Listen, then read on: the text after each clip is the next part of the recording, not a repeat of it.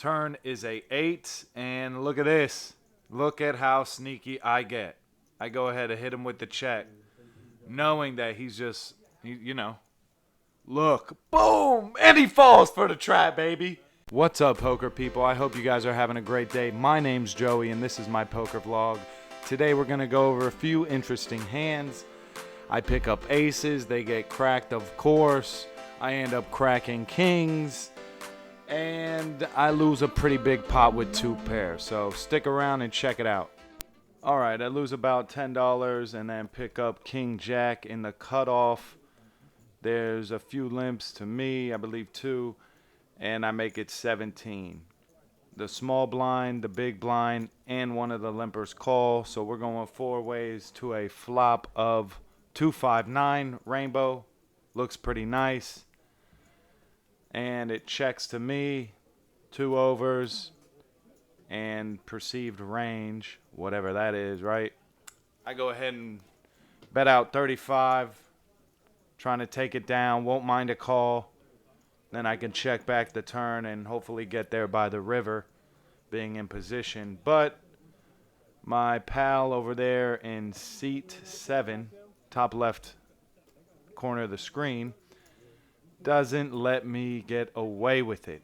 He's young, he's 20, he knows what's up. He goes ahead and raises to 90.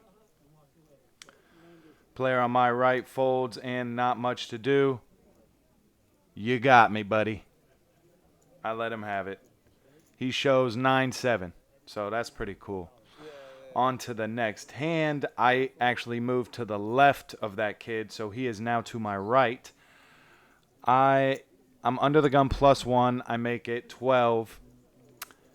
I get called 3 spots, and then the big blind goes ahead and makes it 25. So not much to do but call, and every other limper calls as well. So there's $100 in the pot, and the flop is 338. Small blind checks, big blind goes ahead and bets 15, and I'm confused. What's this guy doing? Smells fishy, so we're going to let the ace-queen go, and it folds to him. King, baby, came through for me. Showing the ace-king, so he takes that down, uncontested. Here we are in the small blind, picking up the rockets. There's 5 limps to me. I make it 15 and get 4 callers. So 5 ways to a flop here. By the way, the guy in the previous hand with ace-king, he's been drinking, you know. He's getting it all in with 1 pair. So 4-8-10 seems pretty safe to me. I go ahead and bet out 21, a little bit less than half pot. I get called from a man on my left. He's out of screen, and then this old timer goes all in for 54, 55 bucks, which isn't a worry. And then Drunky just says, you know what, I'm all in too.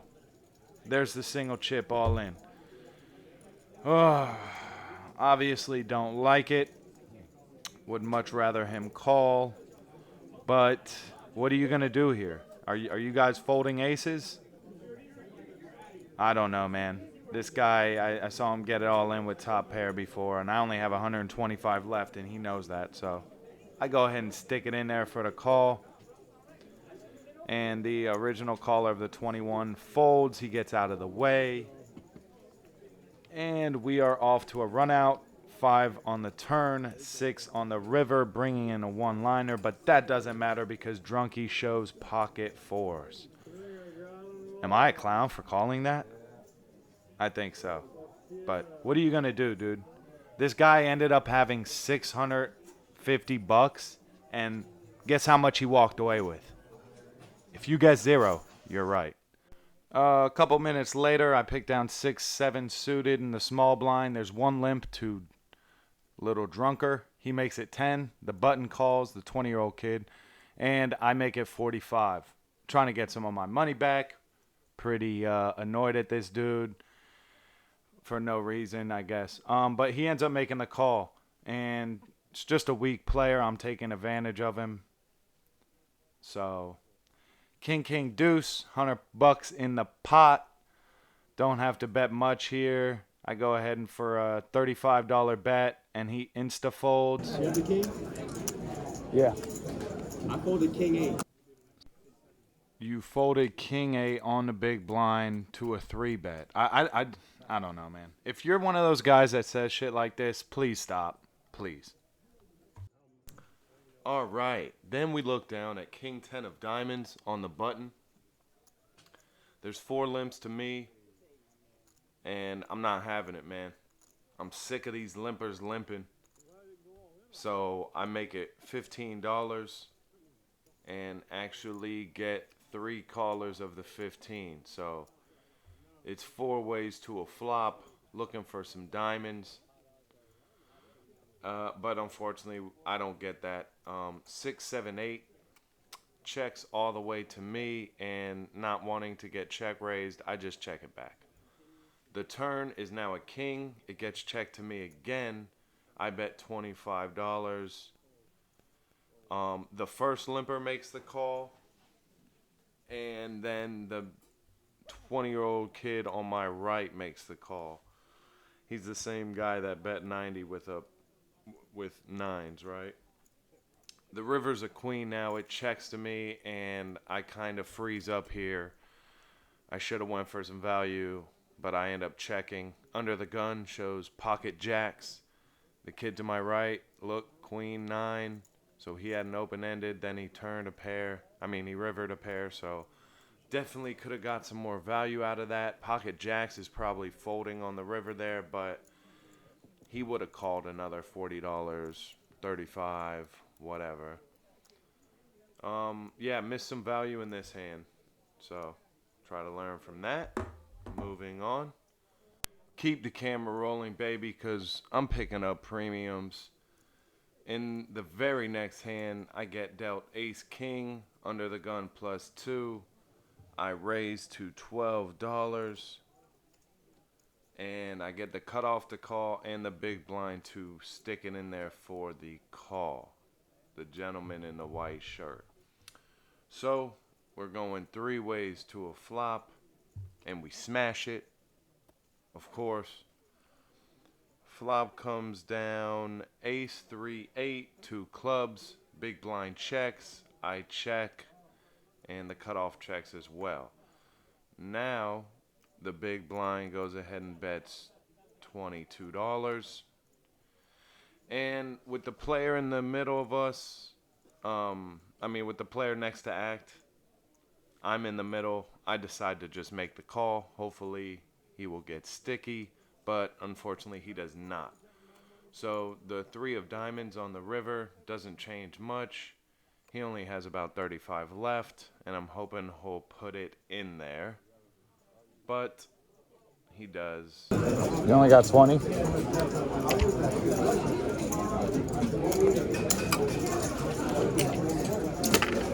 50. 50? Throw you off. Let's throw you off, bro. Huh? Give you $1 to see those cards. No. I'm not a lead, so it doesn't matter, but I just want to It's everyone. So the guy that just asked to see my cards for $1, he thought I was bluffing the whole game, and he basically was just going. He just went all in with 10 high for a pot that had $20 in it. He was just doing weird things. But in the hand after this one, I'll get into something with him. I'm gonna get you guys caught up here. I only started recording after the flop, but I'm under the gun +1. I raised to $12, get 2 callers. I'm out of position, and the flop is ace 3 6. So I c-bet this flop, $12. I get a caller from the cutoff, and then the button doesn't think that $12 is enough. Him only having $100 left. He goes all in. Well, shit. What do I do? I can't stand you, bro. Call. So he goes all in, and me just being a funny guy, I end up asking the dealer, what do I do here? Not much to do. I already feel behind, but I have to make the call. Top. And the cutoff gets out of the way, so it's heads up now. Action's closed. King of hearts on the turn. Four of diamonds on the river. Button shows ace six, and that king saved our lives, dude. We are finally back to even. We're actually plus 30 at this point until this very next hand. All right, so remember that guy I was just talking about that went all in with 10 high for a pot that had $20 in? You know, the same guy that asked to see my cards for $1. Well, there's a limped pot. There's about $8, and I'm in the small blind with queen six of hearts, and I call, and the big blind checks. So the flop comes queen three six. I bet $7. The big blind calls, and that drunk guy that was on the button, he makes it $15. And I didn't record this hand. This is why I have to do it like this, because I was in the small blind and I was like, I didn't think anything was going to come of it. But at this point, it is what it is. So when this drunk guy raises $15, I know, I just feel like I have him beat. I feel like he has like 3-6 or exactly what he does have, queen 3. So I raised to 45, and now the big blind just goes all in. That same dude, he goes all in for 200. The drunk guy hems and haws, but eventually lays it down. And then I just look over to the kid and I'm like, yo, what do you have? What do you want me to do? Like, talk me into something almost. Just wanting to see what he says and how he says it, basically. And he says, man, whatever you do, I'm leaving after this hand. And right then and there, I should have just folded, because you never just want to give money to a player that's leaving right after the hand, for sure. Worst feeling in the world. But and then he tells me that, he has some equity in the hand. He doesn't have much, but he does have equity. So I take that, as a pretty weak hand. I stick it in there for the call. Dude turns over pocket threes, and right when we're up $30, we finally make it back to 500, break even. He scoops for $200, so we lose $200, and back to the negative, baby. All right, so this hand is pretty interesting. There's a straddle from under the gun. I'm in under the gun +1. I limp it. Middle position raises to 12, and there's about 4 callers to me. And the straddle even says any two. Like, of course, you got to call with any two with all the money out there. That being said, 5 deuce 10 is the flop, so I'm loving it. 2 overs with the flush draw. The drunk guy goes ahead and bets $10, and the 20-year-old kid that got me off of King Jack earlier in this session makes it 45. And not much to do here but just call and see what's up. Probably got about $300 in my stack, and he's got me covered. So let's try to get some of that revenge, bro. Love it, man. Yeah, he got us off a pot with King Jack, and now we're back at it. Boom. It's heads up. Turn is a queen. Just gives me the world, basically. And he obviously has something pretty tight. He's got something pretty good. He goes ahead and thinks for a little bit, cuts out a bet of $75. And here I'm just wondering, do I just rip it in right now? Because all the equity I got in this hand, like, I might as well just get it in right now before maybe a spade comes and it scares him off. But, it's been a pretty swingy session. I was just like, let me just call. I could save 135 if I completely miss, and that is what it is. But I don't miss. I hit the sneakiest card. He checks. My straight came in. Runner, let's effing go, bro. And I just ship it 135. I just send it. And it has him pretty puzzled.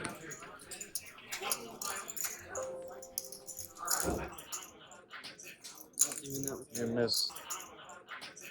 not doing that with You miss spades. If you think I miss spades, you might be in a world of hurt. But I'm not sure. I have two pairs, but I just what do I lose to?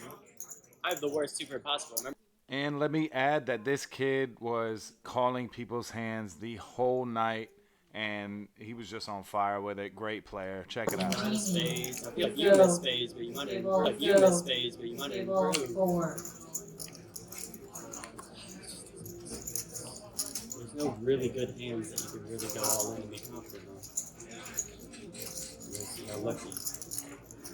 Unless you got the nuts. Oh god damn it. I did miss. Yeah, so I'm glad I got the call here. Luckily for me, look, he shows 2-5. Luckily for me, I got the call. I could have ripped it on the turn, and it would have made his decision pretty easy.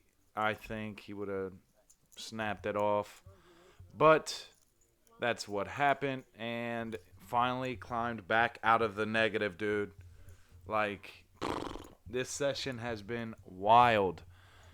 Either way,